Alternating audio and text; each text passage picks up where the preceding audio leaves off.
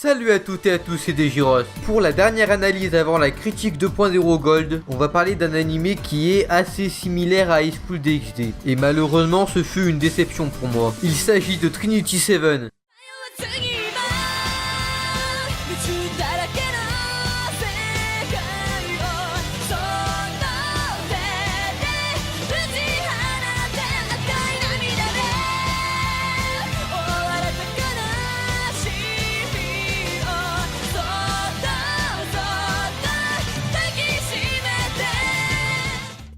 Trinity Seven est un manga scénarisé par Kenji Saito et dessiné par Akinari Nao. Publié chez Fujimi Shobo au Japon, la série a débuté le 9 décembre 2010 et elle est toujours en cours de parution. En France, c'est Panini Manga qui s'occupe de l'édition. Dès lors, une adaptation animée réalisée par le studio Seven Arc a débuté en octobre 2014 et s'est clôturée en novembre de la même année. Cette série compte à ce jour 12 épisodes plus un OAV plus un film d'animation sorti au cinéma. Donc, de quoi parle cette œuvre ? Trinity Seven raconte l'histoire d'Arata Kasuga qui passe des jours paisibles avec Hijiri, sa cousine. Mais un jour, en discutant avec elle sur un toit, il se rend compte qu'il se passe un truc pas net. Le soleil est noir.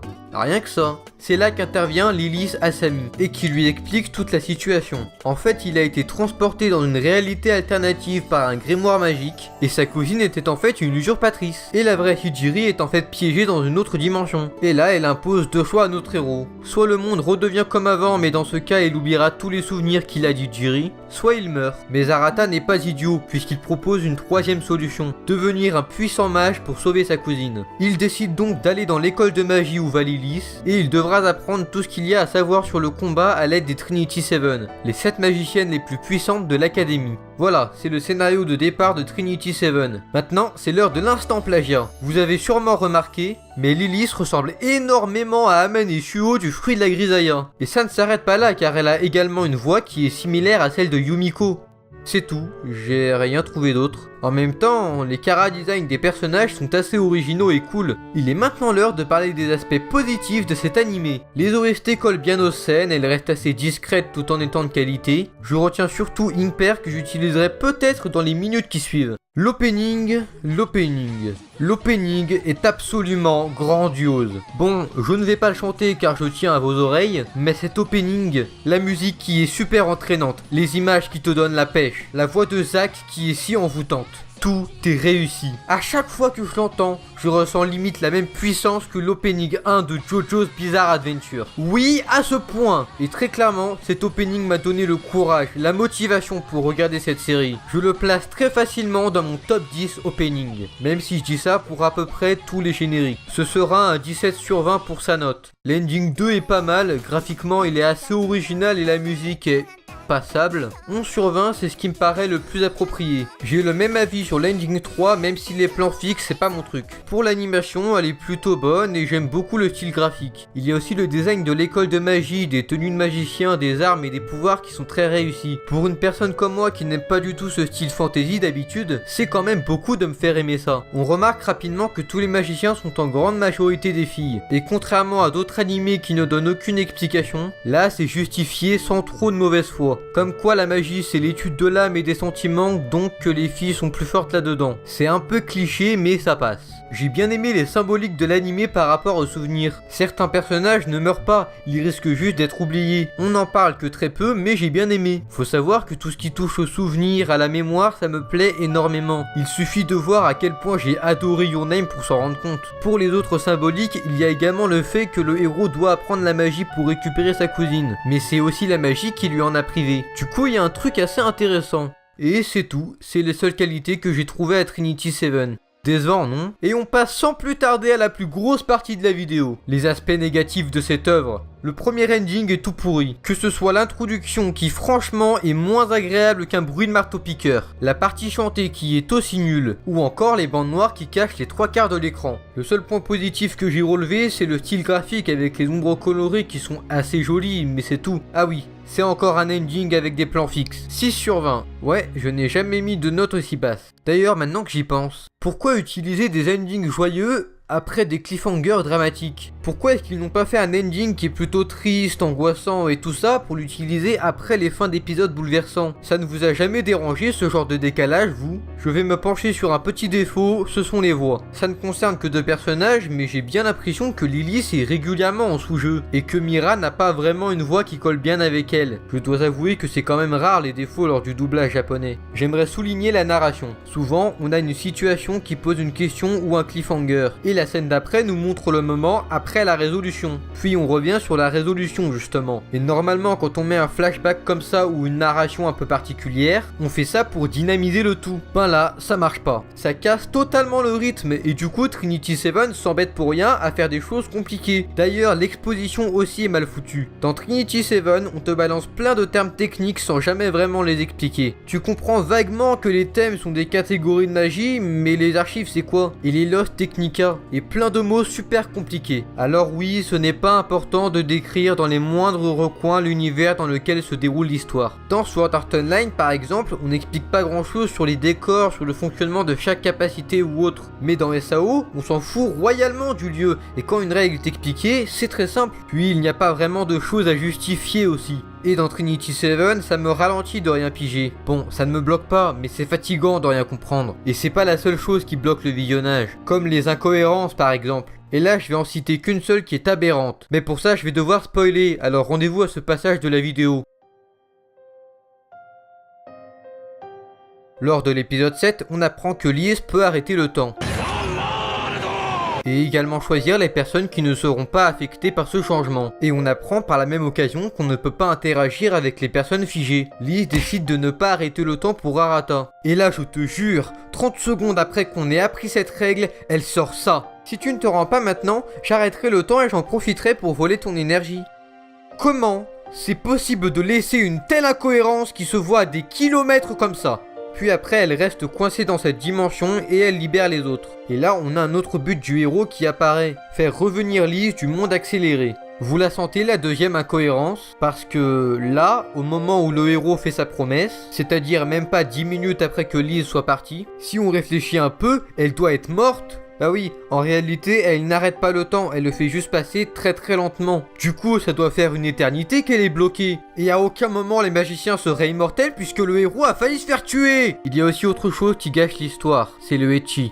Dans ce récit, j'ai bien l'impression qu'il y a beaucoup plus de scènes tranquilles et rigolotes que de scènes sérieuses. Et ce pourcentage sérieux, drôle est bien représentatif d'Arata justement. Mais le problème c'est qu'à la base, Trinity Seven, c'est une histoire assez sérieuse. Et tout l'humour et le ecchi atténuent les moments sérieux de Trinity Seven. Et quand on regarde cet animé, c'est surtout pour la détermination d'Arata qui veut récupérer sa cousine qui est dans une autre dimension. Alors oui, Trinity Seven doit garder son humour, mais là c'est clairement trop présent. Puis quand je vois certains comic relief, ça prouve que les scénaristes savent doser la légèreté et le sérieux. Ça aurait pu être tellement meilleur. La fin de l'épisode 9 m'a beaucoup marqué, et ce positivement. Même si j'avais totalement décroché de l'animé. Là, Arata change radicalement, et ça fait du bien. Mais encore, parce qu'il doit y avoir un mais, ce retournement est annulé 5 minutes après.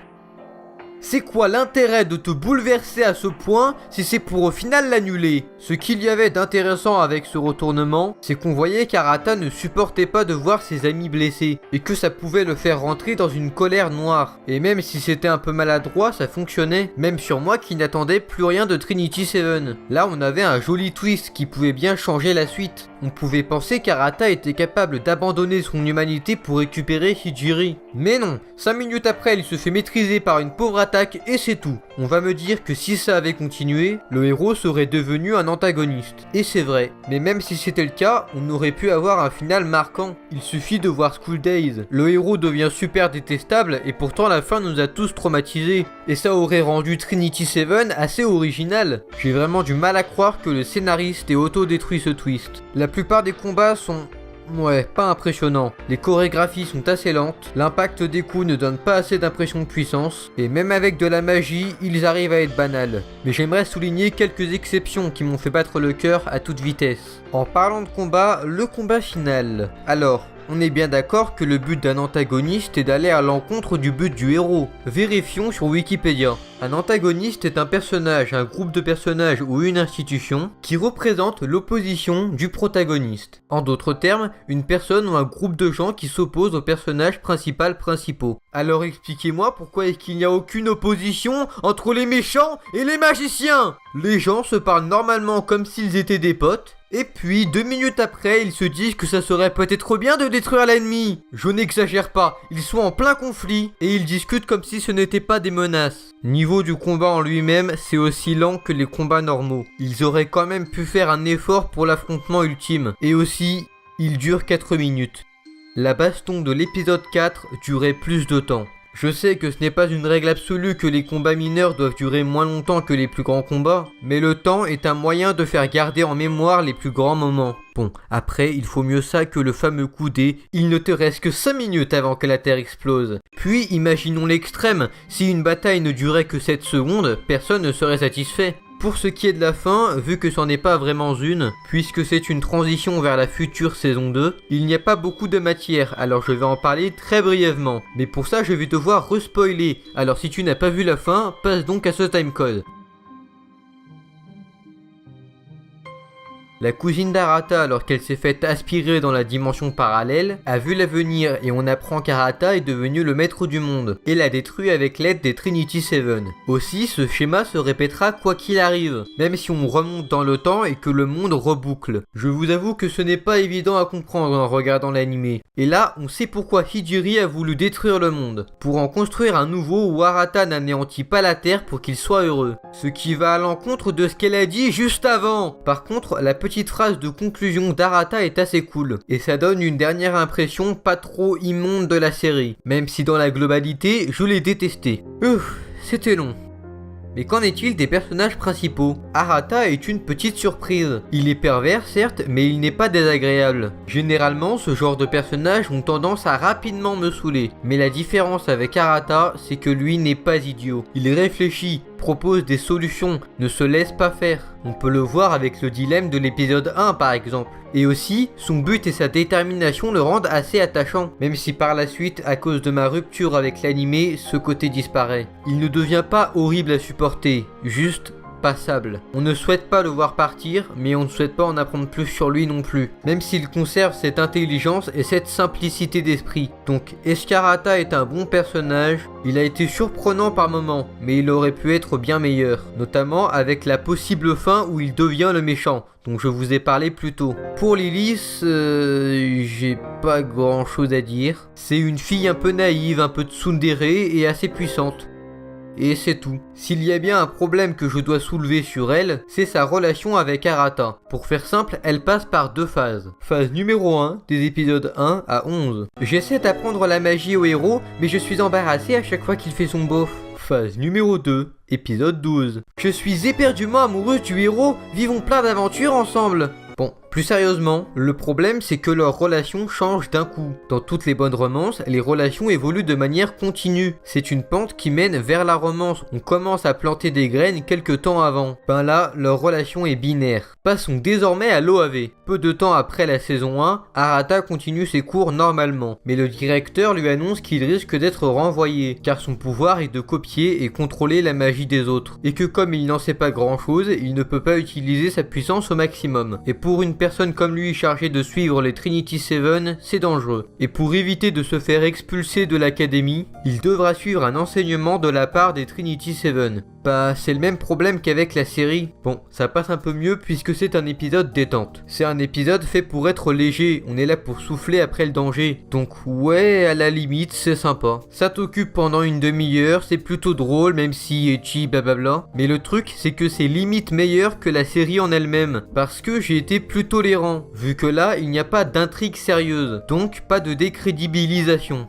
Quand un animé te laisse une moins bonne impression que son OAV, ça laisse pas mal de doutes sur la qualité de l'œuvre. Par contre, mention spéciale au héros qui devient complètement teubé et qui répète à chaque fois « Tiens, ta magie ne va pas du tout avec ta personnalité !» Mais justement, c'est la base de Trinity Seven, alors arrête de le répéter à chaque fois, idiot! Et pour finir, on a le cliffhanger qui annonce la future saison 2, qui n'arrivera, je pense, jamais. Après, il y a eu un film, comme je l'ai dit, en début d'année 2017, alors il y a des chances, mais j'y crois pas trop. Trinity Seven a un gros problème. Un problème majeur. Cet animé est très intéressant. Les personnages sont suffisamment attachants, le but du héros est classique mais efficace, l'histoire nous donne envie de regarder la suite, l'univers est très attractif, etc. Mais tout est gâché par le ecchi. À chaque fois que l'anime décide de faire avancer l'histoire, il faut qu'une situation gênante intervienne pour ralentir le scénario. À chaque fois, j'essaie de passer à travers ce défaut pour apprécier tout le reste de cette œuvre. Mais à chaque fois, Trinity Seven en rajoute une couche. Et là, vraiment, c'était trop à supporter. Quand j'ai commencé Trinity Seven, j'avais de l'espoir. Je me suis dit qu'avec un peu de chance, ce serait un High School DxD en mieux. D'ailleurs, c'est la Gold qui m'a donné envie de parler de cet animé. Au début, je passais un bon moment, mais au fur et à mesure, ma patience a atteint ses limites. Et j'ai complètement décroché de l'animé à l'épisode 6. Je le suivais pour son scénario, ces moments qui m'ont donné le sourire, l'univers. Mais il a fallu qu'un seul élément pourrisse le tout. Même le gros bouleversement à l'épisode 10 qui m'avait marqué a été gâché. Trinity Seven avait énormément de potentiel, mais tout a été gâché par le ecchi. Vraiment, le ecchi, ça salit des perles. J'aurais adoré cet animé si tout n'avait pas été souillé. Je vous dis à la prochaine pour la critique 2.0 Gold, et nous allons voir si cet animé possède les mêmes problèmes que Trinity Seven. Salut à toutes et à tous, c'était des Gyros.